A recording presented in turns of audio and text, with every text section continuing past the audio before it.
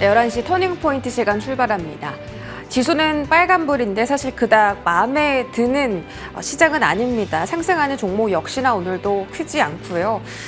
일단 이번 주 빅 이벤트들이 코앞으로 다가왔습니다. 내일이면 마이크론 실적이 공개가 되고요. 또 금요일 날은 미국의 TV 대선 토론, 그리고 PCE 지표 발표가 있습니다.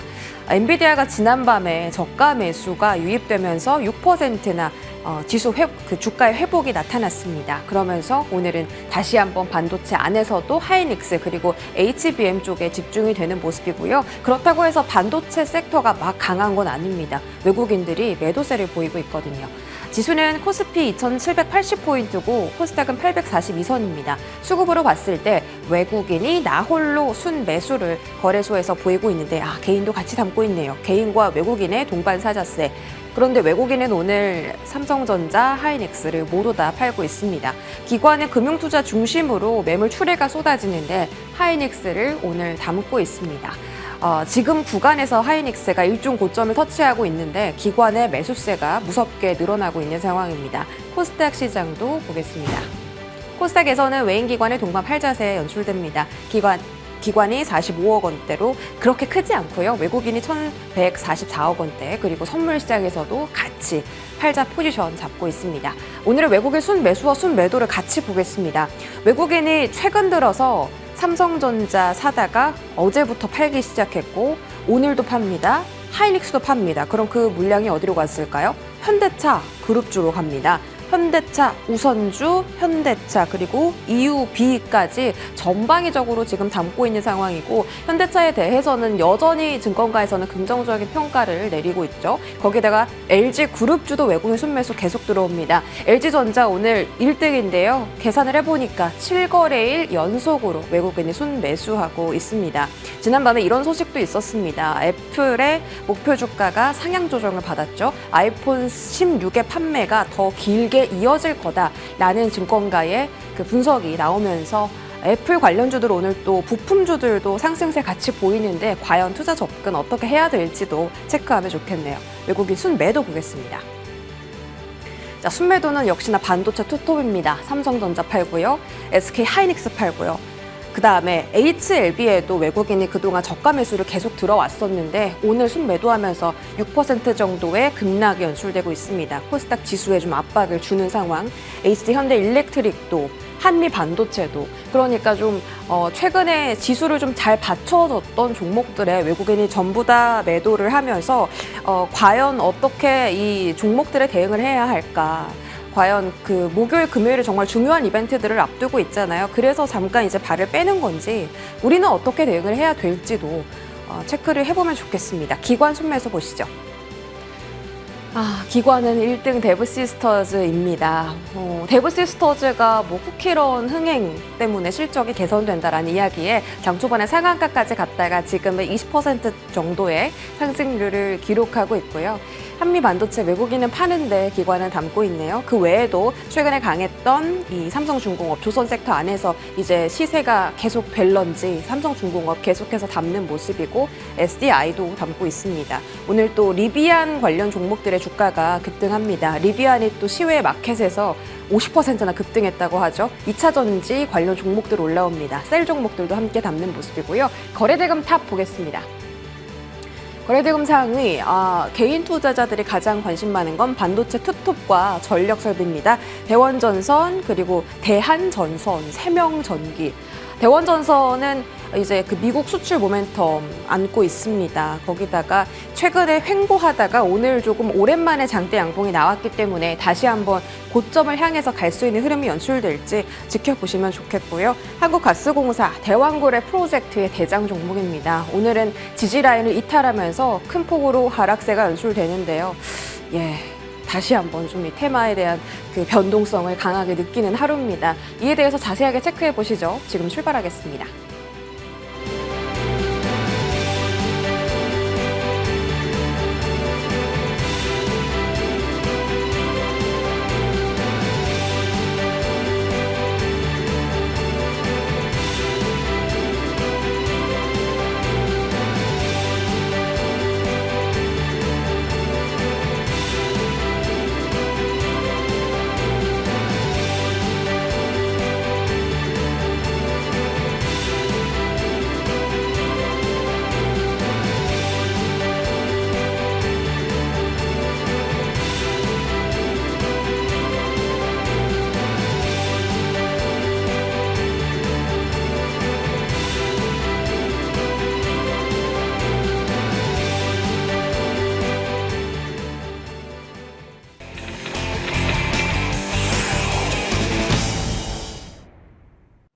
네, 오늘 탑10은 이스토리 정태근 이사와 함께하겠습니다. 어서 오세요.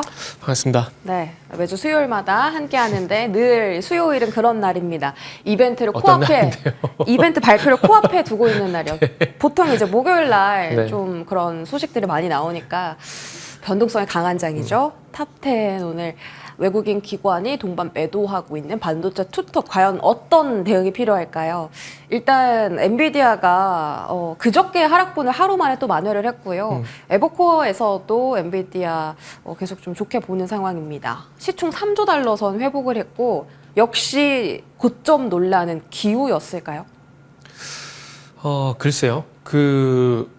이렇게 답변을 드리면은 그게 뭐야라고 할 수 있는데 일단 이제는 가봐야 알 것 같습니다. 가봐야 알 것 같다고 말씀을 드리고 그리고 무작정 가는 건 아니고요. 제가 지금 이제 참고하고 있는 어떤 그 종목의 흐름에 대해서 좀 말씀드릴 건데 어쨌든 액면 분할을 하고 난 이후에 엔비디아 주가 흐름이 생각만큼 이제 우리 투자자들 생각만큼 좋지는 않습니다.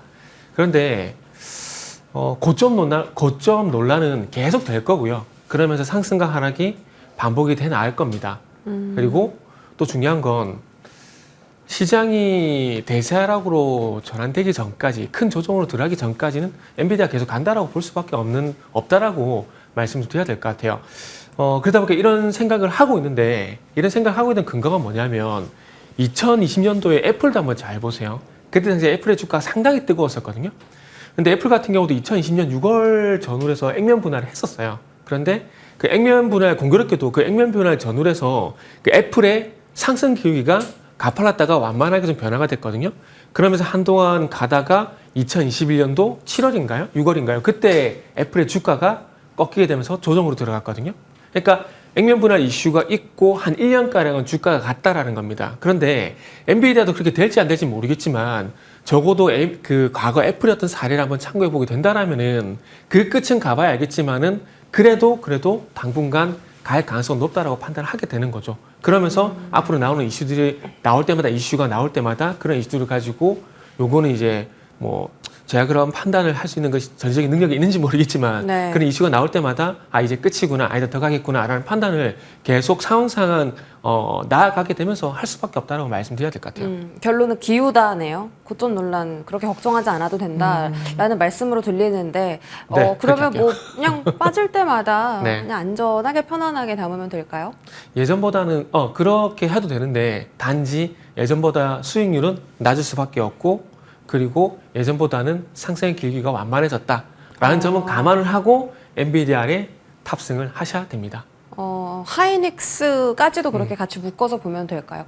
그럼 HBM 오늘 장비단도 하이닉스 따라서 다 반등하거든요. 한미반도체도 그렇고 뭐 DI, 워트 같은 종목들 특히 그 장비단이 정말 강한데 그 안에서 그러면은 기대 수익 조금 더 높은 종목들은 없을까요? 글쎄요. 그 기대 수익 높은 쪽으로 이제 레거시 쪽을 보고 있는데 생각대로 HBM이 아니라 레거시로요? 그러니까 HBM 물론 보고 있는데 일단 중요한 것은 이제 그동안 어떤 기존에 가지고 있던 설비에서 생산하는 것들이 아니라 생산량을 늘리게 되잖아요. 네. 그러면은 기존의 것들도 물론 기존의 것들도 그냥 레트로라고 표현할게요. 그 레트로 HBM 같은 경우도 물론 좋겠지만은 시장은 항상 새로운 것을 찾잖아요. 새로운 것을 찾아서 테마를 만들고 새로운 종목들을 뽑아내잖아요. 지지난주 VN 같은 종목이 대표적으로 그렇게 좀 봐야 되는데 그래서 기존의 종목들이 안 좋다라는 것들이 아니라 새로운 종목들 쪽으로 어쨌든 시선이 좀 옮겨가게 될 거기 때문에 그쪽으로도 좀 기회를 찾아야 되기 때문에 그렇게 말씀을 드린다라고 보시면 될 것 같아요. 그래서 그러다 보니까 이제 뭐 보고 있는 종목들 같은 경우에 뭐 기존 같은 경우 PSK 같은 것들 계속 보고 있고 그리고 뭐 네오센 같은 것들 이렇게 새롭게 또 아시겠지만은 또 이제 하이닉스 시가공정 여기 어떤 수혜주로 부각이 죄송합니다. 네오센 그게 아니죠. 네오센 같은 경우는 아직 SSD, 테스터. 네. SSD 있어요. 네. 원래 사업은 말씀하셨듯이 SSD 테스터 그쪽이거든요. 그쪽을 가지고 이제 기업용 SSD 그쪽에 수혜가 있는데 2주 전인가요? 3주 전에 아시겠지만은 그 버닝 테스터 아마 그쪽일 겁니다. 그쪽에 이제 BX 테스터 이런 부분들이 이제 그 삼성 쪽으로 고객사 향이라 그러는데 제가 볼 때 삼성전자 향이라고 보고 있어요. 삼성전자 쪽으로 퀄테스트를 받고 있거든요. 그러다 보니까 새롭게 또 HM이 수혜가 되는 부분들이 있고 그리고 CXL 관련돼 가지고 테스터 장비 같은 것들도 세계 최초로 상용한 부분들이 있기 때문에 뭐 CXL 그리고 HBM, 그리고 기존의 SSD 이런 부분 수혜가 되기 때문에 네오세행 같은 것들 보고 있고, 그리고 좀 전에 말씀드린 PSK, 그리고 색각공정에서 새롭게도 수혜주 떠오른 뭐 VVM 같은 것들, 그러니까 이런 종목들이 계속 발굴을 하고 있어요.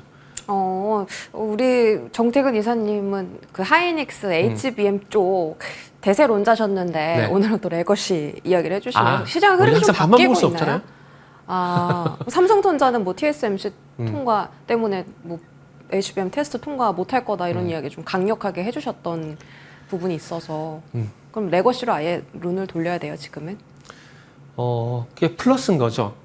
그러니까 플러스, 그게 무슨 얘기냐면은, 그러니까 기존에 가지고 있던 영역에서 계속 머물 수는 없잖아요. 네. 근데 그 영역을 보시되 조금 확장을 해 나가는 국면들. 그러니까 이런 겁니다. 그러니까 결국 AI, HBM, 대용량이 연산이잖아요. 그럼 대용량이 연산을 하게 되면은 이걸 다 휘발성 날릴 수는 없잖아요.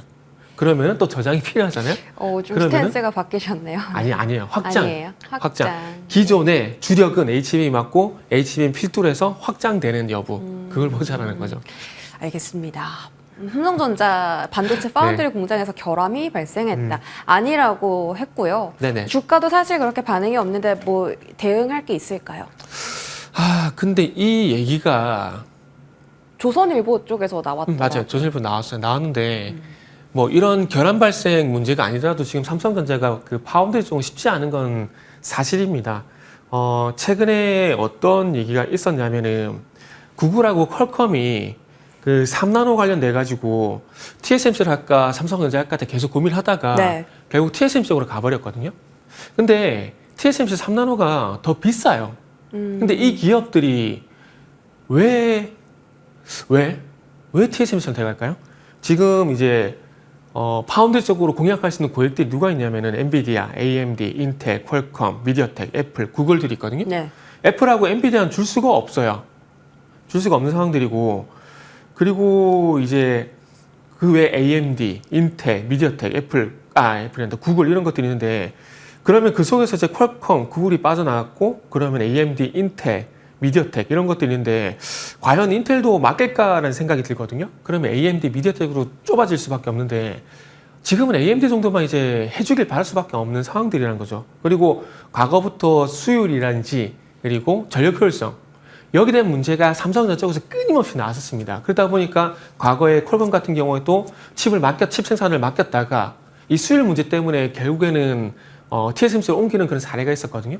그러니까 이 수율 문제가 쉽사리 좀 안 잡히고 있는 것 같아요. 그리고 전력 효율성 같은 경우도 TSMC 대비해서 한 20% 정도 낮게 지금 측정이 되고 있다는 게 어깨도 그 전언입니다. 전언인데, 그러니까 결국 무슨 얘기냐면은 결국 삼성전자가 어쨌든 선단공적으로 나아가는 상황들 속에서 수율과 전력 효율성 문제를 해결하지 못하고 있다 보니까, 그리고 이런 부분이 해결되지 않고 최근에 구글이나 퀄컴이 또 TSMC 쪽으로 선택을 하다 보니까 제가 볼 때 이런 기사들이, 그러니까 루머라고 해야 될지 기사를 할지 모르겠지만 이런 얘기들이 나온다라고 봐요. 그러니까 네. 결국 이게 뭐 회사적인 사실이 아니라고 얘기했지만 이런 구설수에 놓여 있는 부분들에 대해서는 삼성전자가 파운드의 어떤 수율 문제라든지 전력 효율성을 봤을 때 자유롭지 않다라는 것은 사실이다. 이렇게 봐야 돼요. 결함이 맞다 아니다를 떠나서 지금 뭐 수율이라든지 전력 효율성에 대한 문제가 계속 네네. 좀 되고 있기 때문에 그러면 이제 내일 마이크론 실적이 공개가 되고요. 미국 그 웨드부시에서 마이크론의 목표 주가를 좀 크게 상향했더라고요. 왜냐하면 메모리 반도체 공급이 더 부족해질 거다 내년까지. 네네. 그럼 삼성전자가 수혜 받을 수 있잖아요. 그렇죠. 그러니까 결국 삼성전자가 갈 길은 HBM이 아니라 네. 기존에 하고 있는 거 잘하자. 이런 것들이 될 수가 있는 것들이죠. 저도 지금 마이크론 실적을 되게 중요하게 보고 있거든요. 우리나라 지금 이제 내일 새벽에 아마 발표가 될 것으로 봐지는데, 제가 왜 마이크론 실적을 보고 있냐면, 그러니까 마이크론 실적이 잘 나오게 되면서 이제 그동안에 엔비디아, HBM만, 그러니까 그 메모리 반도체라는 그런 영역에서, 그러니까 반도체라는 영역을 볼게요, 그냥. 반도체라는 영역 내에서 HBM하는 그 일부, 그러니까 HBM 차지하는 비중이 높아지긴 했지만 그럼에도 불구하고 일부라고 좀 표현할게요.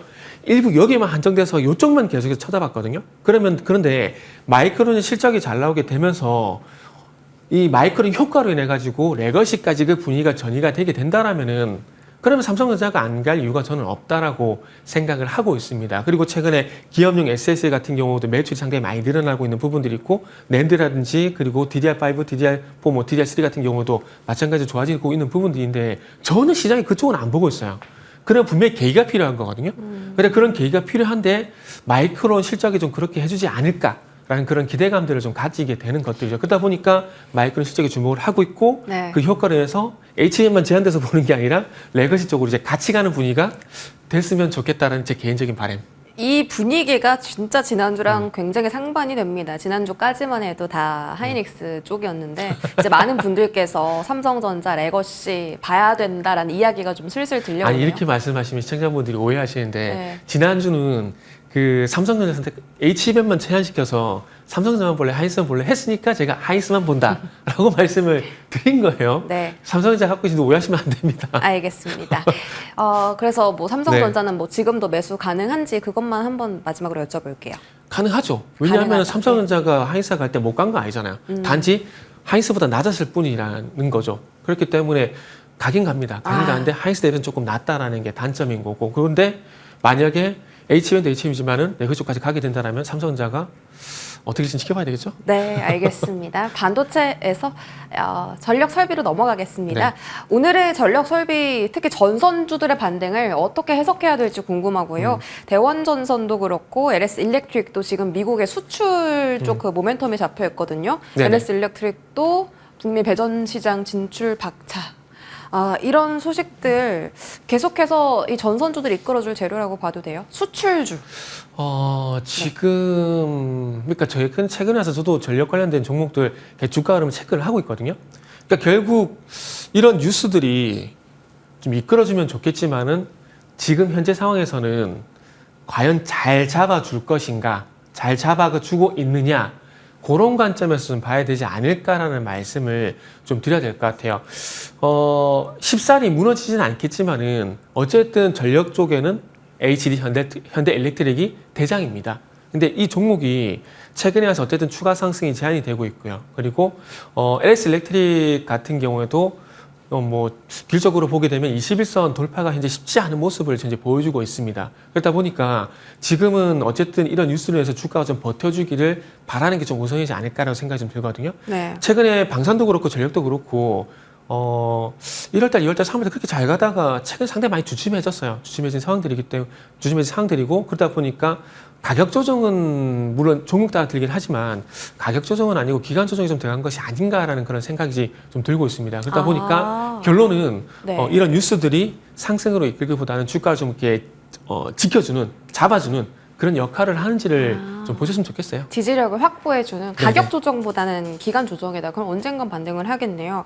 금요일날 바이든 트럼프의 대선 TV 네, 토론이 TV 토론 있는데 있죠? 사실 그런 얘기가 있습니다. 어느 누가 당선돼도 전력 설비는 수혜를 받아갈 거다. 왜냐하면 두 후보가 다 전력 설비 인프라 확충에 대한 정책을 갖고 있거든요. 공약을 가지고 네, 있거든요. 그쵸. 그러면 이 기점으로 전력 설비가 더 강하게 올라갈 가능성도 있을까요? 그러려면 지금 차라리 쉬는 게 더 낫지 않을까 생각이 들어요. 왜요? 왜냐하면은 주가가 계속 올라갈수록 이게 프리미엄에서 이제 거품으로 이렇게 얘기가 넘어갈 가능성이 상당히 높거든요.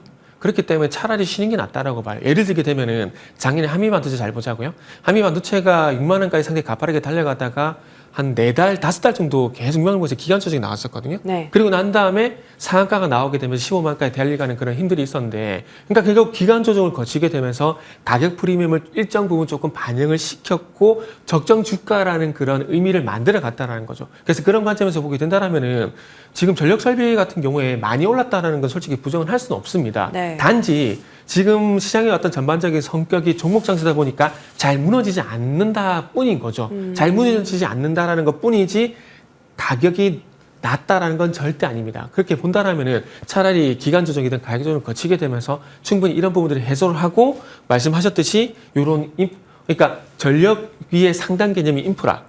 트럼프도 예. 그렇고 그 바이든도 그렇고 인프라 투자에 대한 부분은 상당히 긍정 얘기를 하고 있거든요. 예. 그러면서 그런 부분이 해소가 되게 되면서 이런 것들이 자연스럽게 반영이 되게 된다면 조금 더 건강한 상승이 나올 수가 있기 때문에 차라리 지금 조정을 거치는 그게 게 더 좋네요. 네. 어떻게 보면 낫다고 더 갈 생각했어요. 힘을 이제 발돋움을 하기 위해서 지금 발판을 이렇게 네, 그렇죠. 마련하는 중인 그런 느낌입니다.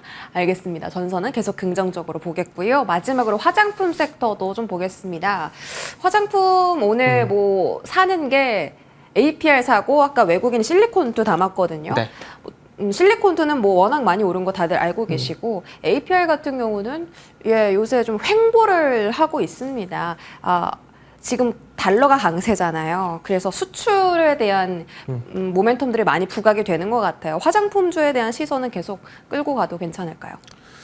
네, 일단은 그리고 일정 부분 이제 종목들 같은 경우는 좀 차별화를 좀 봐야 되지 않을까 생각이 들고요. 네. 그리고 최근에 그 가격 흐름을 보게 되면 코스맥스 같은 경우도 기간 조정 양상이 좀 들어간 것 같거든요. 그리고 토니모리는 또 반대로 가격 조정 구간에 들어간 것 같고, 그리고 마녀공장 같은 경우는 지금 5일선인가요? 그 위만 지켜주게 된다라면은 충분히 다시 한번 반등 시도가 나오지 않을까라고 좀 생각을 하고 있습니다. 그러니까 4월 달부터 지금 5월 달까지 이제 가파르게 좀 상승이 좀 나왔다가 지금 현재 조금은 주춤해진 양상이라고 좀 생각을 하고 있고요. 그러면서 최근에 또 이제 화장품 관련돼 가지고 또 새로운 종목을 또 제가 발굴해 가지고 네. 제가 외우지 못해 가지고 메모를 좀 했어요. 메모 좀 했는데 기대돼요. 바이오 FDNC라는 종목이 있어요. 바이오 FDNC. 네, 코드 번호가 251120이거든요. 코드 번호까지. 이게 제가 혹시 네. 발음이 안 좋아서 못 알아들을까봐 그래서 코드 번호를 갖고 왔어요. 갖고 왔는데 지금 오늘 보면 지금 오늘 지금 현재 5% 정도 상승이 나오고 있네요. 요것도 플랫폼 기업이에요. 식물세포 플랫폼 기업인데 이 식물세포 플랫폼 기반으로 해서 바이오 소재를 현재 개발을 하고 있거든요. 근데 이 회사는 어디에 그 포커싱을 하고 있냐면은 역노화, 그러니까 노화 방지 이쪽으로 포커싱을 좀 하고 있어요. 피부 그 역노화 같은 경우에는 작년에 10대 바이오 유망 기술로 선정이 돼가지고 글로벌 화장품 시장 4세대 솔루션으로 그 부상을 하고 있거든요. 그러면서 이제 이쪽과 관련돼가지고 이제 바이오 FDNC가 식물세포주 설계라든지 식물세포 배양 기술을 포함한 플랫폼을 현재 사업을 진행을 하고 있습니다. 그러면서 최근에 라메디텍이라는 회사하고요. 또 MOU를 체결해가지고 이제 역노화 소재를 이용한 제품을 개발을 하고 글로벌 시장 진출을 위해서 준비를 하고 있는 상황들이거든요. 근데 이게 전혀 설득력이 없는 얘기는 아니고 아모레 퍼시픽하고 역노화 관련돼가지고 특허를 공동 출원을 했습니다. 그래서 이런 부분들을 보게 된다면은 아마 피부 쪽, 화장품 쪽 같은 경우는 역노화 쪽도 관심을 가져야 되지 않을까 좀 생각이 들고 있어요. 역노화. 역노화. 역노화. 보세요. 제가 발음이 이상할 것 같아서 제가 그래서 코드번호 말씀드린 거예요. 역노화. 네. 그래서 제가 코드번호까지 말씀드린 겁니다. 그래서 이런 것도 약간 이렇게 시작. 그러니까 아까 제가 반도체에서 어떤 새로운 정보도 계속 말씀드렸잖아요. 지금 화장품 같은 경우도 지금 말씀드렸듯이 바이오 FDNC처럼 새로운 종목이 나오잖아요. 그러니까 시장에서 항상 이런 거 원한다라는 거죠. 네, 새로운 걸 원한다. 그런 신상. 네. 그런 것처럼 이제 최근에 뭐 콜마 B&H나 콜마 홀딩스가 네. 갑자기 올랐잖아요. 화장품으로 건기식. 엮이면서. 네, 원래 건기식인데. 그런 걸 보면 이제 실리콘트처럼 많이 오른 종목들을 좀 놓아주고 새롭게 화장품 섹터에서 주목받을 만한 종목을 싸게 사는 게 맞을까요? 뭐 그거는 성향 따라 차이를 가져가시면 될 것 같아요. 왜냐하면은 제가 아까 전에 전력 설비 얘기할 때 종목도 쉽사리 안 꺾인다고 말씀드렸잖아요. 그렇기 때문에 가는 종목을 더 가고 싶은 분들은 가셔도 되고, 그리고 바이오프 DNC 같은 경우는 최근에 240에서는 회복시키고 난 다음에 돌아서주고 있거든요. 그리고 이제 콜마 B&H 요거는 이제 애터미의 해모임이라는 제품이 있는데 저도 전에 한번 먹었었는데 지금 요새는 안 먹고 전에 먹었었거든요. 이 제품이 상대적으로 많이 팔려나오고 있어요. 그리고 중국 시장뿐만 아니라 유럽 시장 같은 경우에도 이런 제품의 어떤 진출 계획이 또 있는 상황들이기 때문에 하반기가 기대가 된다고 하고 있고요. 그리고 저는 개인적으로 콜마 B&H 같은 차트를 상당히 좋아합니다. 낮은 차트, 좀 저가 차트? 아니요. 주가가 횡보를 하거나 주가 하락을 하고 있다가 갑자기 대량 거래가 수반되면서 변동성이 빵 나오는 것들. 그러면서 뉴스까지 있는 거. 알겠습니다. 화장품주에 대한 이야기 나눠봤고요. 이스토리 정태근 이사와 함께했습니다. 고맙습니다. 네, 감사합니다.